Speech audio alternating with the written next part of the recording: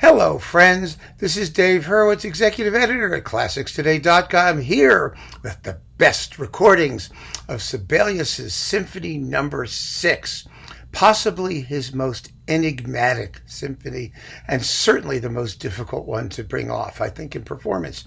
It is such a tricky piece.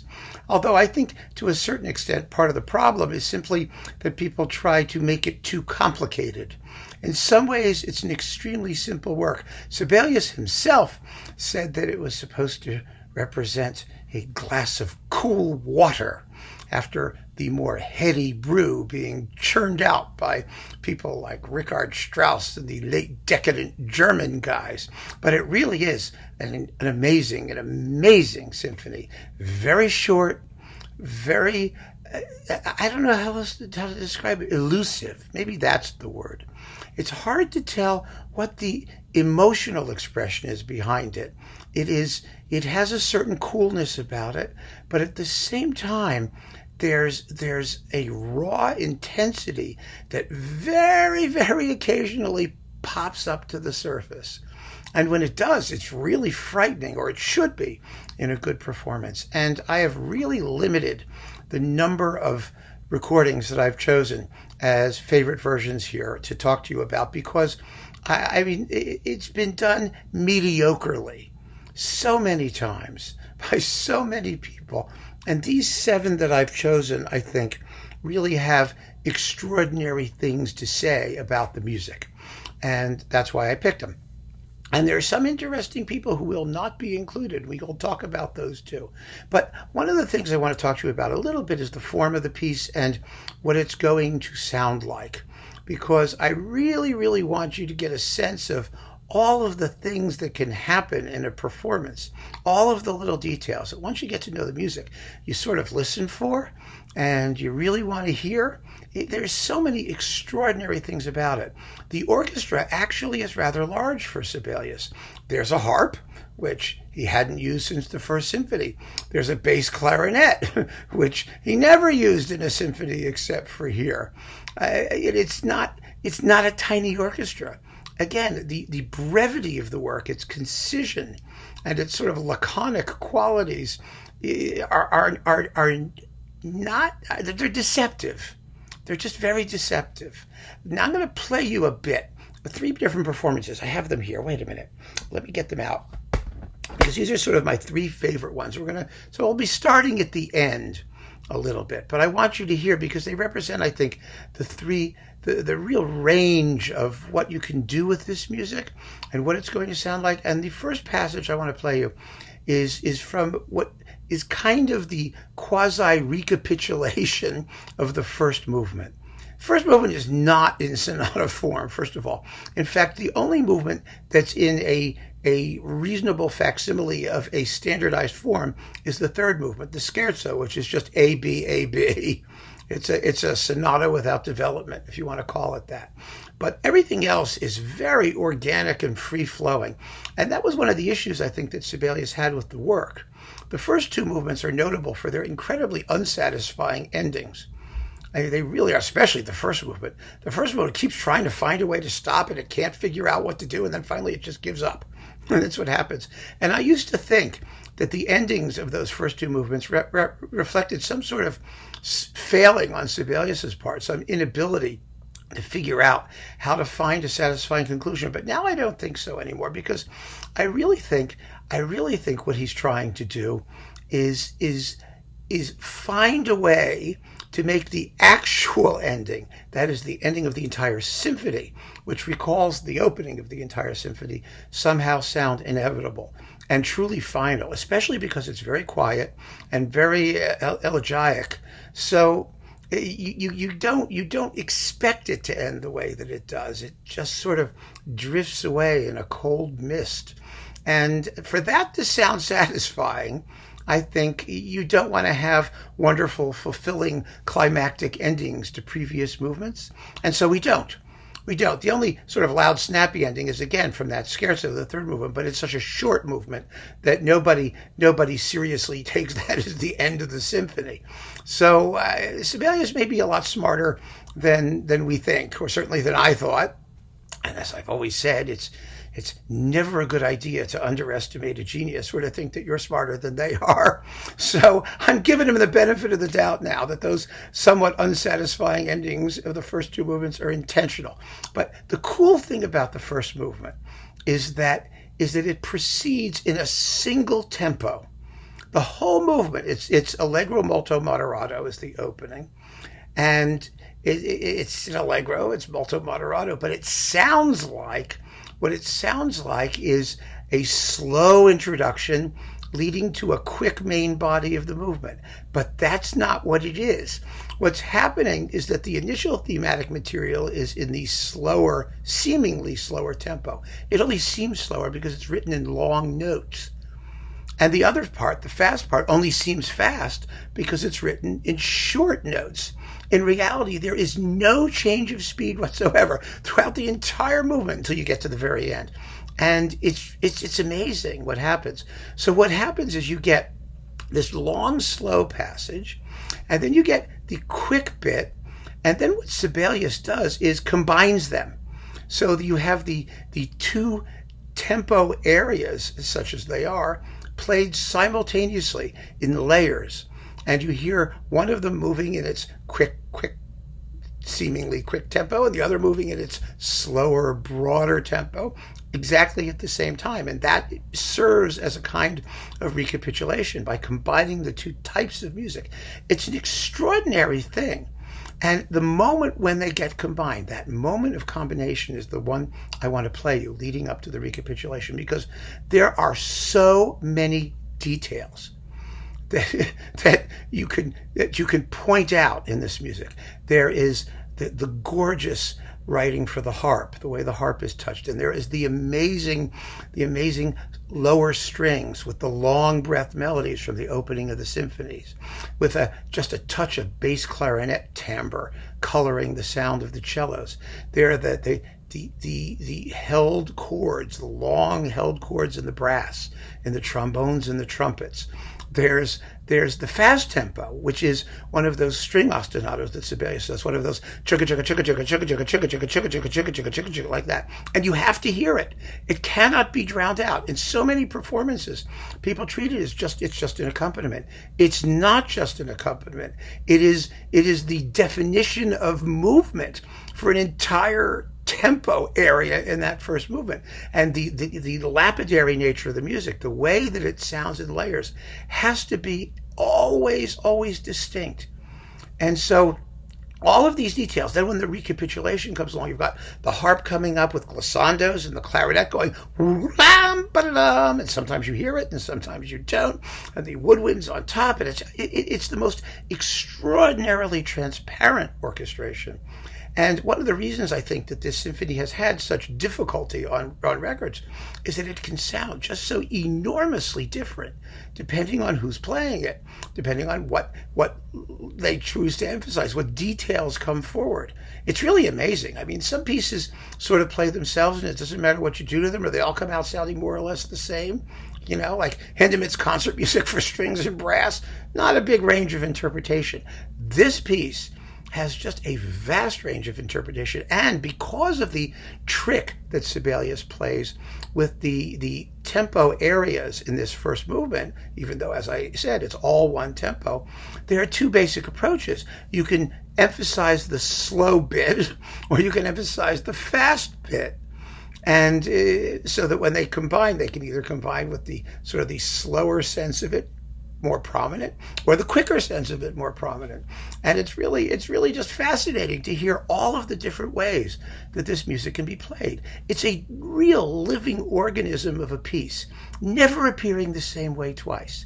So I have here three versions, and they're sort of like, vanilla, chocolate, and strawberry. They're sort of slow, medium, and fast is how they go. They come in three flavors.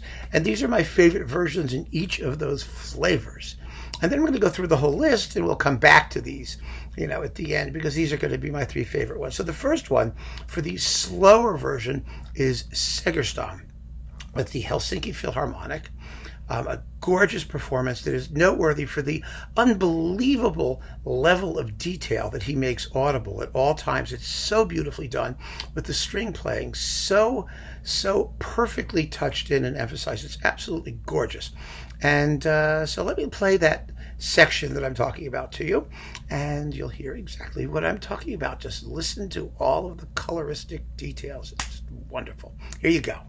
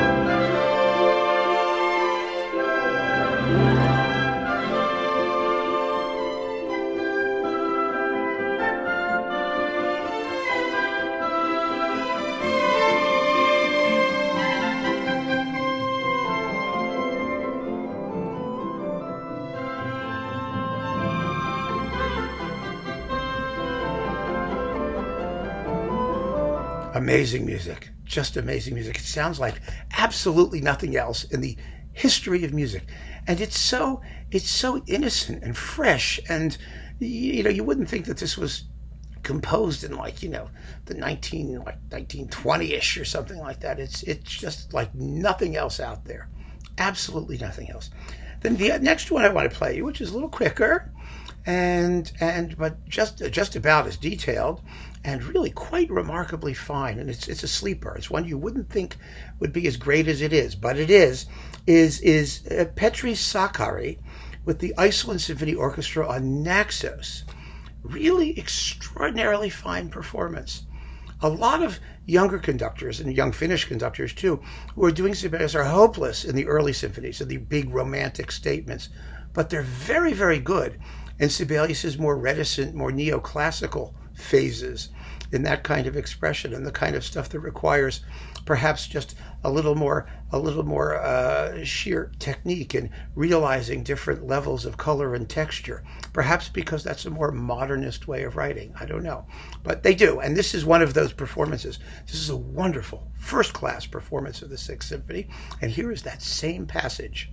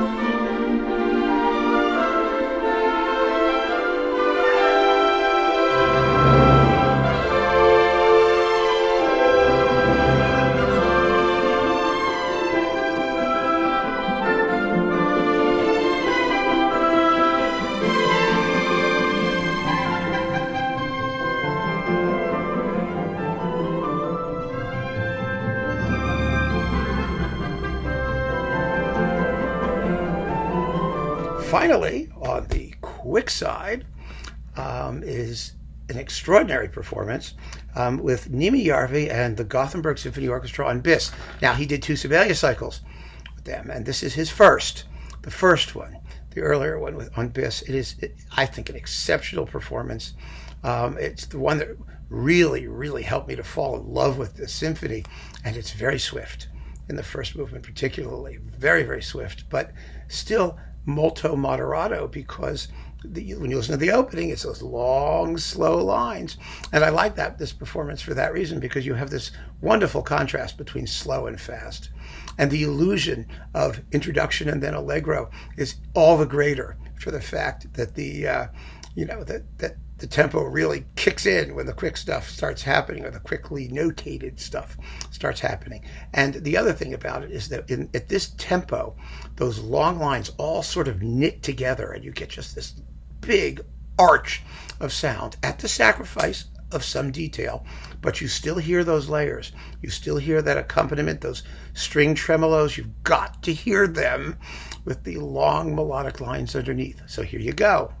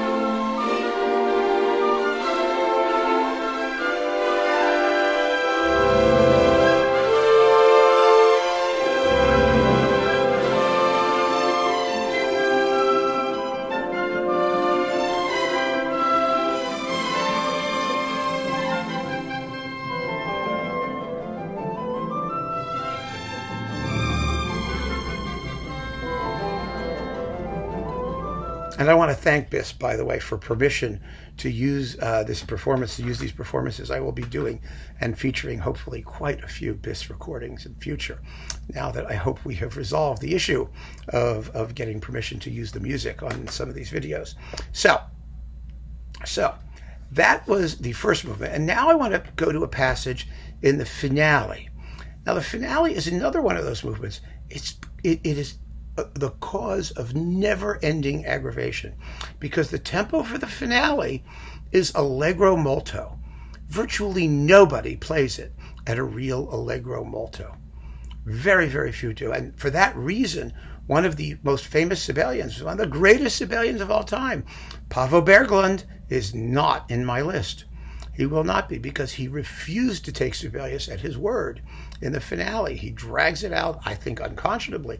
And I understand what he's doing, but it doesn't sound right to me. I think Sibelius really understood that allegro molto meant allegro molto. Now, the form of this movement is also extremely unusual. It has an opening theme that's kind of in pieces, and then it cycles, and as in the first movement, then it cycles through 3 sort of repetitions with variations of an attempt to do something with this melody. It goes round and round and round, and then it returns to the opening, and then finally, at the very end, there is a culminating passage, mostly for strings, that has, quite similarly to what happens in the first movement, what you might call two tempo areas. The strings are going chugga chugga chugga chugga chugga chugga chugga chugga underneath, while the melody is on top. And it is, I think, one of the most moving passages, and I can't quite put my finger on what makes it so moving. I find it almost heartbreaking. It has an innocent beauty that you know can't last.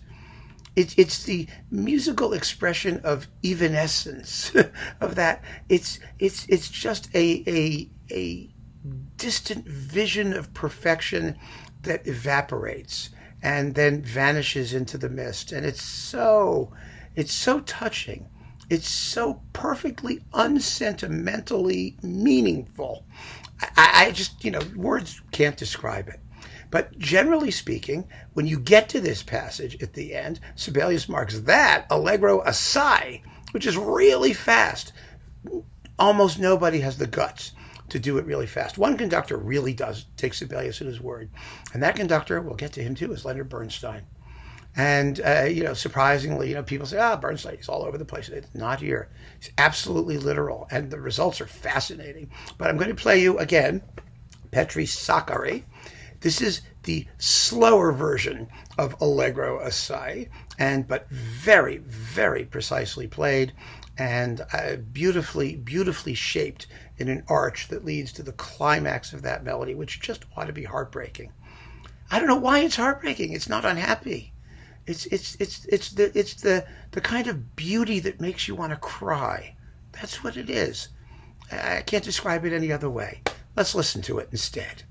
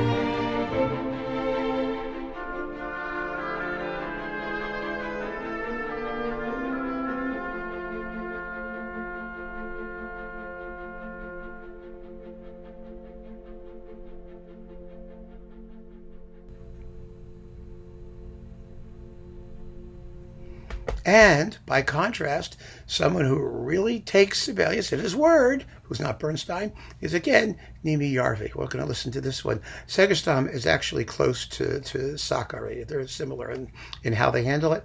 But I want you to hear Yarvey do it because I think, I think there's something very special in taking Sibelius at his word. You want it to last longer. You do. It's so beautiful. But, again, Sibelius's intentions are pretty clear. So here is Nimi Yarvey with the Gothenburg Symphony on Bis.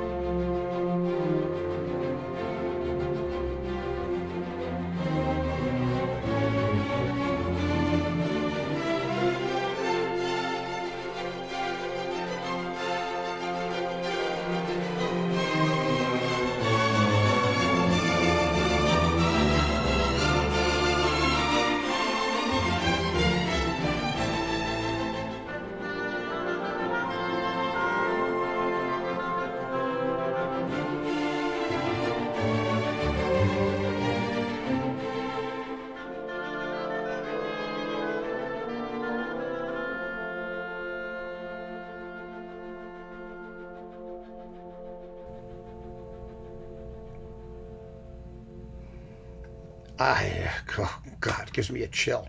It really does.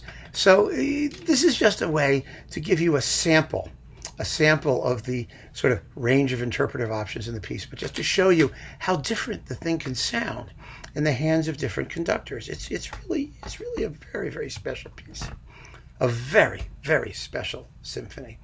And so here are the 7 versions that I think, in their various ways, realize the most in Sibelius's Sixth Symphony. And of course, all of you will have your own versions. You'll find others that you may like, but these have really lasted for me. They really sustain repeated listening. So first, this is from, again, Bis, the Sibelius edition. This is the Lahti Symphony with Osmo Venska, not his mannered and irritating remake in Minnesota, which is not nearly as good. But with the Lahti Symphony, he hadn't lost that freshness and naturalness of expression that this music absolutely has to have. It's a beautiful, beautiful performance. Could use a little more harp here and there. And sometimes I think the textures may be a little bit thin, but boy, it's beautifully played and wonderfully shaped and gorgeously recorded. So this is really, a go-to label for Sibelius anyway. And, the Bis Sibelius edition is sort of basic stuff we all need to have. So there you go. Next, we, of course, have to have a Karajan recording. Karajan is the only conductor I know who recorded the Sixth 3 times. Which is unbelievable. There's one with the Philharmonia, and then he redid it with the Berlin Phil on EMI, or Warner now, digital. And then there's the Deutsche Grammophon one, which is this one, and this is the one you got to have. It has the most beautiful sonics, the most beautiful string playing. The remake, the digital remake, is terribly, terribly fast, almost perfunctory. It's very shocking to me. It really is. I admire the virtuosity of the whole thing, but I just don't understand why he's in such a rush. I really don't, particularly when he has sounds. He makes sounds that are so beautiful. And so this is the middle one by Karajan. It's stereo, and it's really, really good. So, yes, you got to have a Karajan. Blomstedt, not surprisingly, I would think. This is the kind of symphony that, the kind of music that is absolutely perfect for him. Music of total natural simplicity and organic unity and grace and elegance, and that doesn't have to make any huge points. It's not, apocalyptic or earth-shattering. It's just a total organic whole. And Blomstedt is so good at stuff like that. He's so good at making music play as though it's just going by itself, and you're not conscious of conducting or playing or anything, just of this happening, unfolding before you. So Blomstedt on Deco with San Francisco Symphony is a great one. I mentioned Bernstein because, like I said, this is the recording that really takes Sibelius at his word through most of the symphony, and particularly in the finale, where Bernstein really just plays it the way Sibelius wrote it. And I think the result is astonishing. This often happens, when you hear so many performances, you get used to hearing them a certain way, but then you hear something that's completely, you think is out there, and then you look at the score and you realize, wait a minute, that's exactly what the guy wrote. And it's just a revelation. Well, this is one of those. The problem with this is that the playing of the strings is somewhat scruffy. And this is a symphony that needs great string playing. The parts are divided all the way through the symphony. Sibelius writes for divided violins, divided cellos, divided everything all the time. It's basically like a 7 or 8 part string section. It's a really seriously divided string section because he wants that richness of texture and that variety and the widely spaced lines in the harmony. And so, it's difficult. The string parts are very, very difficult.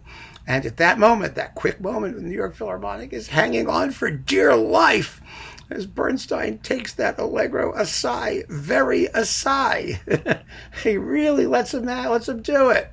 So it's worth hearing for that. But there may be some frustration in the scruffiness of the playing, which is also true, by the way, of Alexander Gibson's recording on Chandos, which is otherwise gorgeous.